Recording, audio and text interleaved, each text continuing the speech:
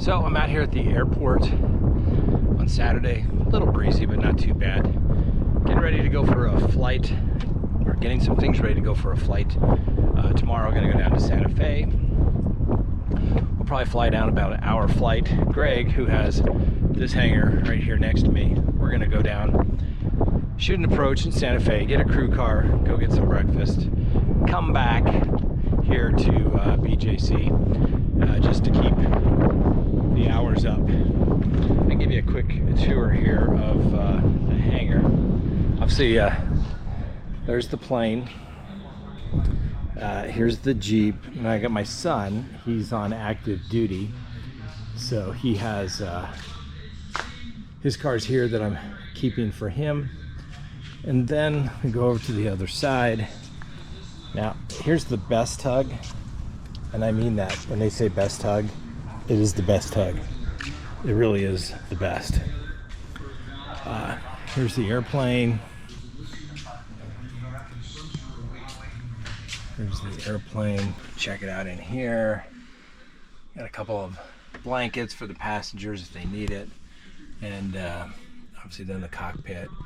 Got a little service area here, but actually the coffee maker works, but nobody drinks coffee, so not really much need to have that ready to go.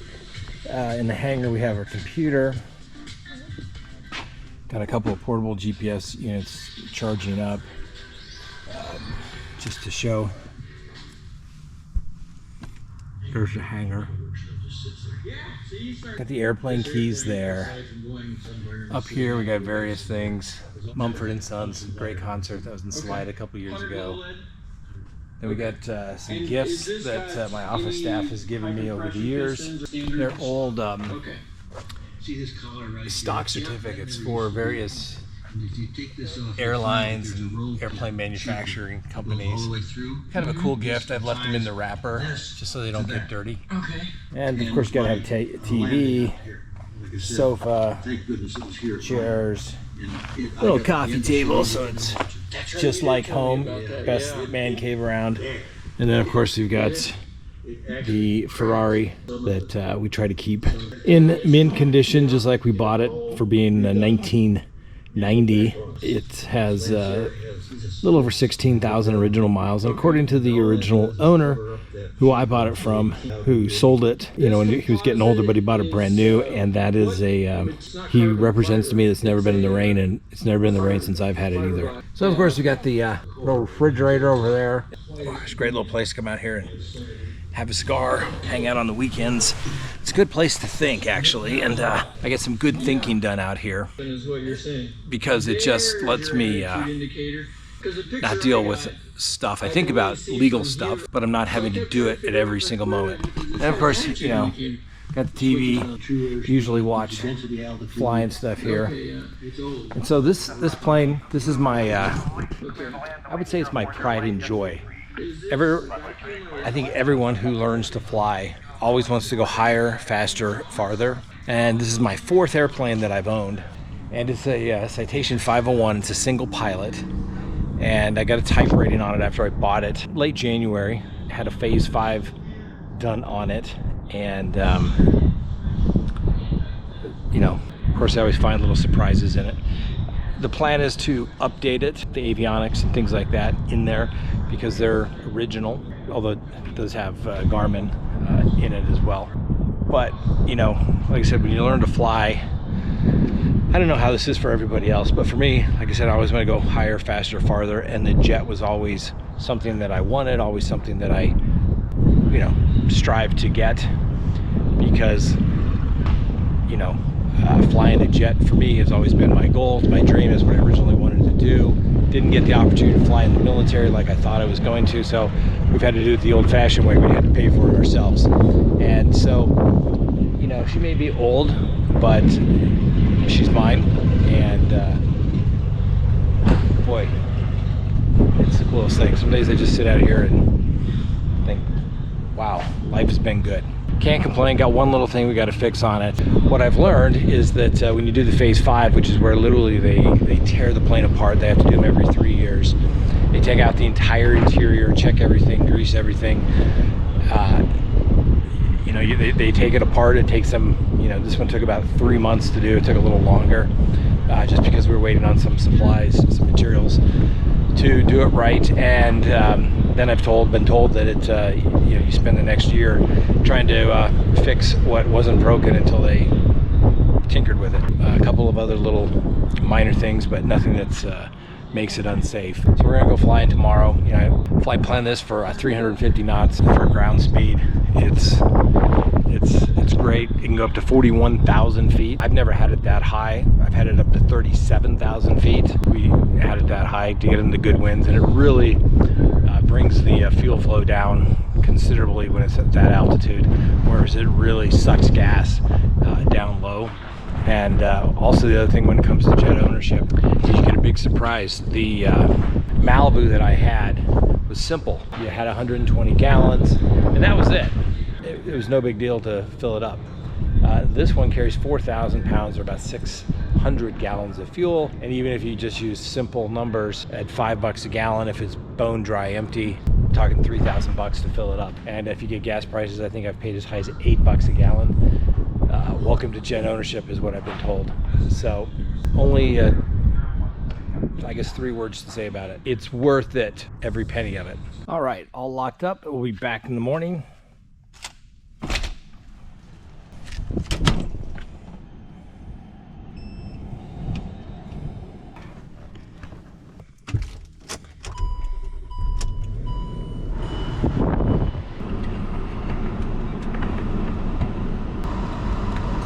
Lovely Miss Kristen, and we're gonna order dinner.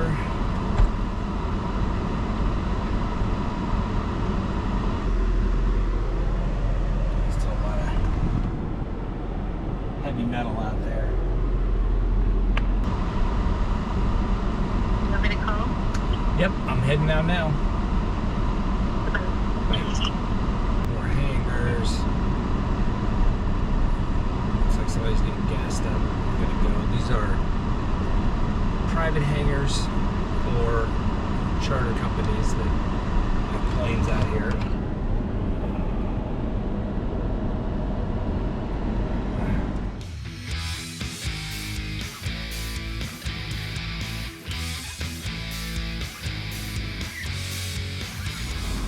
I don't know if you can see that over there, but there's a bunch of airplanes.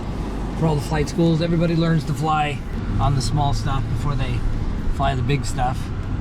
Even military pilots start off on a single engine. They usually knock that out though in about 2 weeks for their basic flight. As you can see, lots of airplanes, big demand for pilots these days.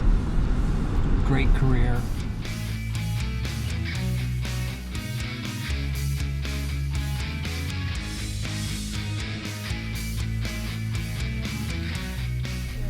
We're almost home. Oh, there's our neighbors. Let's see what we've got here. Ooh, the makings for fajitas. Oh, another fish taco. The chicken for the fajitas. All right, good morning, everybody. We are heading out to the airport. It's about 7 a.m. As you can see, it's a little overcast today, but nothing to worry about. Let's go flying. Here's our plane. First thing we got to do is go connect the battery again. Do a quick walk around.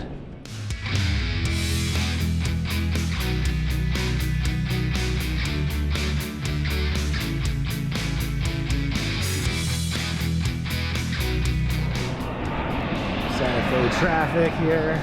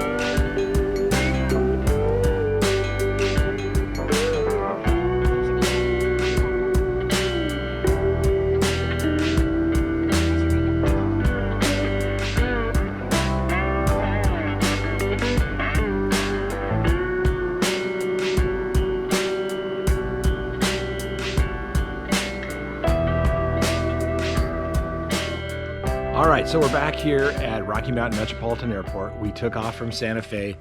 All was good, as you can, well, let's see if you can see this, but out here, it's a little overcast, but nothing big, no icing, anything like that, but not a whole lot of traffic out today.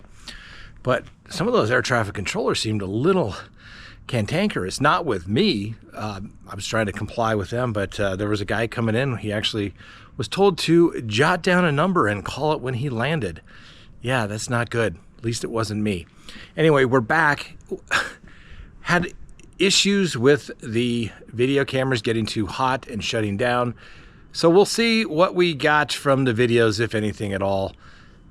We'll try to make something out of this. Thanks for watching.